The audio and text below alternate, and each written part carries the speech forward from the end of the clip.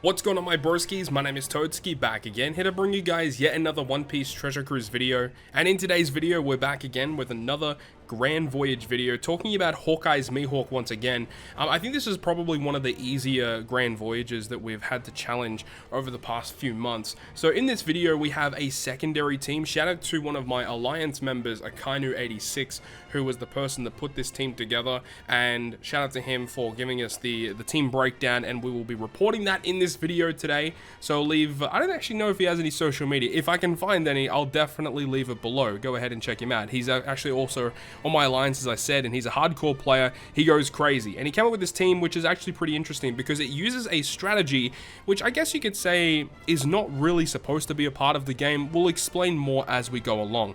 Now, in terms of the team composition, this is the team that we have in store. Now, there are obviously a couple of key things. One key thing is the friend captain does have to be this V2 Zoro with limit break expansion and level limit break 5, so you can get access to all of his amazing captain and special ability effects. So if you don't have that as a friend captain, you're going to have to try and find one in order for this team to work. Now, a couple of other things as well. We have the Psy Odin support that attaches to Roger and Whitebeard, giving us a 1.5 color affinity on the final stage to all of our slasher characters, going to be very useful. Also, Roger Whitebeard as the captain, obviously a Super Sugo Fest exclusive, not very accessible, but he's a very strong character for this quest.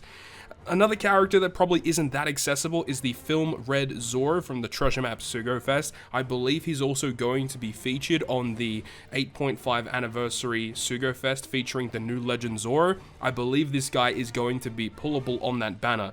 The reason why this Zoro is so good is because he removes 5 turns of damage threshold and paralysis, as well as giving us a 3.25 chain lock for 3 turns. So we can use this on battle 4 to remove the threshold and paralysis, and also getting a chain lock that we can carry into the final stage that works effectively for this squad. Halloween lore once again because of his amazing resilience effects. We have Rayleigh with the Whitey Bay, which is no real surprise.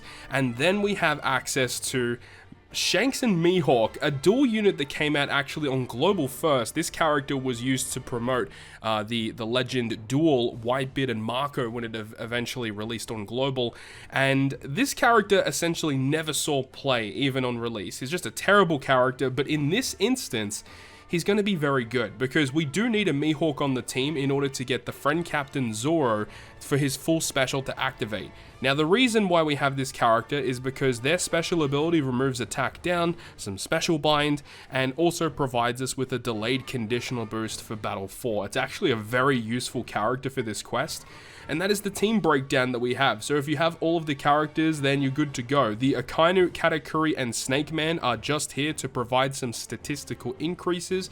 You can replace them with whatever you want, but ideally give them the best statistical increases that you can. But without further ado, guys, let's go ahead and jump into the content.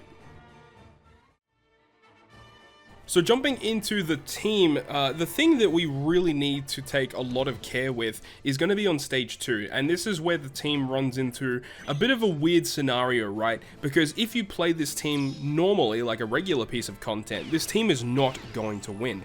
However, there is a strategy that you can employ in this team on this content in order for you to actually get a little bit more success. So there is a little bit of a glitch, I guess, in the game where if you perform a normal attack by tapping on a character and then you immediately quit the game and then relaunch the game, what happens is that the turn restriction counter doesn't actually go down, but what occurs is that the enemy timers will go down, and any buffs or debuffs that are on your crew will actually also be depleted by 1 turn every time we do this. So every time we relaunch the game, you'll notice that the buffs and debuffs on our crew are still going down by 1 turn, but the actual turn limit counter on the top of the screen does not go down.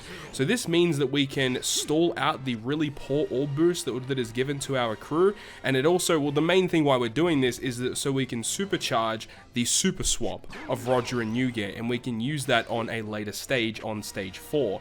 So after we're able to basically ensure that the Roger and Newgate switch ability is going to be maxed, so that the turn after that it's going to enable the super switch, then we can go ahead and move on. So now we see we activate the switch, Roger and Newgate special is, or their super switch is good to go. So now we can go ahead, kill this stage, move into battle 3, and then we can start continuing on. Another thing about this team that is a bit different to the first team that we had a look at is specifically on battle 4.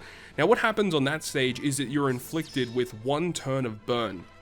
Now in the team that I originally showed, we actually had a way to remove the burn with the support of Kizaru on Fujitora. This team doesn't have any way to remove that burn, so you have to be very, very cautious on battle 4 that when you're performing your taps that you don't hit a perfect. Now from what I heard, I believe that the burn does 20,000 damage to your crew, so I think you may be able to get away by hitting with 1 perfect, but realistically it's a safer option to not hit any perfects on battle 4. But you're seeing here on battle 3 that we use the Zoro special, which provides us with an attack boost and the color affinity boost because we have a Mihawk on the crew. So this means that the color affinity boost will be carried over into this stage with the Don Krieg, and then we also get the attack boost once again because we were able to tap the 3 perfects that we got from the Zoro special on battle 3. We're able to activate the super switch of Roger and Newgate as well, which will enable us to get the full board of matching slots, aside from Whitebeard himself, because he gives himself a Psy slot, and Psy is going to be treated as badly matching for the crew. And by doing all of that, it enables us to get the full board of slots. We have a 2x Orb boost, a 2.5 attack boost, we have the 2x color affinity boost, and of course another very important component is the utility specials of Mihawk and Shanks, as well as the treasure map Zoro character to remove the enemy buffs, our debuffs, and provide us with the 3.25 chain lock that we're able to carry into the final room. Once again, want to reiterate, you are burnt, so make sure to not hit any perfects to ensure that you're able to survive. And by hitting all greats, you actually will have enough damage quite comfortably to clear this stage without too many issues. But then when you reach the final boss stage, you need to use the Rayleigh special to unbind all of your characters, and with the Whitey Bay support, we can get rid of the additional debuffs. We have Law special to provide an orb boost as well as the resilience buff, and then Roger and Newgate with their switch and the special provides us with a very significant attack buff as well. And because we already have a color affinity from the Odin support, then Roger's special will also buff that.